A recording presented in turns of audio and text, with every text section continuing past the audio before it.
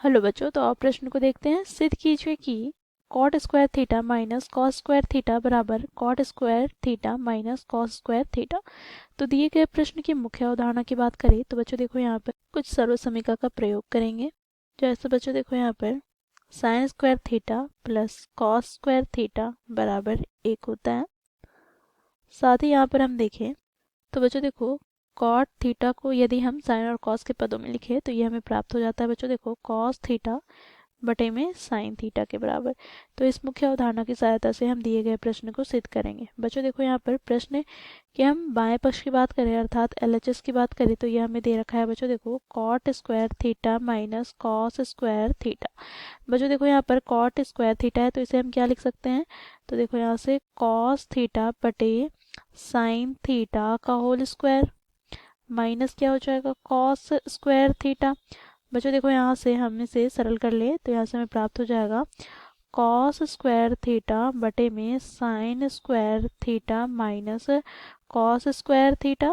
बच्चों देखो दोनों पदों के हरों से हम लघुत्तम ले तो यहाँ से हमें लघुत्तम प्राप्त हो जाएगा साइन स्क्वायर थीटा। यहाँ से बच्चों देखो हमें प्राप्त हो जाएगा क्या, तो कॉस स्क्वायर थीटा माइनस यहाँ से बच्चों देखो हमें इसके गुणनफल प्राप्त हो जाएंगे अर्थात कॉस स्क्वायर थीटा गुनी साइन स्क्वायर थीटा। ठीक है बच्चों देखो दोनों पदों से हम कॉस स्क्वायर थीटा उभयनिष्ठ निकालेंगे तो यहाँ से हमें प्राप्त हो जाएगा 1 माइनस यहाँ से साइन स्क्वायर थीटा बटे में बच्चों देखो यहाँ से हमें प्राप्त हो जाएगा क्या, तो साइन स्क्वायर थीटा। ठीक है बच्चों देखो यहाँ से कॉस स्क्वायर थीटा बटे में साइन स्क्वायर थीटा और गुना यहाँ पे बच्चों देखो 1 माइनस साइन स्क्वायर थीटा है तो ये हमें क्या प्राप्त हो जाएगा, तो मुख्य अवधारणा में हम लोगों ने देखा त्रिकोणमितीय सर्वसमीका का प्रयोग करेंगे। यहाँ पर sine square theta plus cos square theta बराबर 1 है तो यहाँ से हम क्या लिख सकते हैं इसे, तो कॉस स्क्वायर थीटा के बराबर। ठीक है अब बच्चों देखो कॉस स्क्वायर थीटा बटे साइन स्क्वायर थीटा इसे हम क्या लिख सकते हैं, तो कॉट स्क्वायर थीटा गुना हमें प्राप्त हो गया कॉस स्क्वायर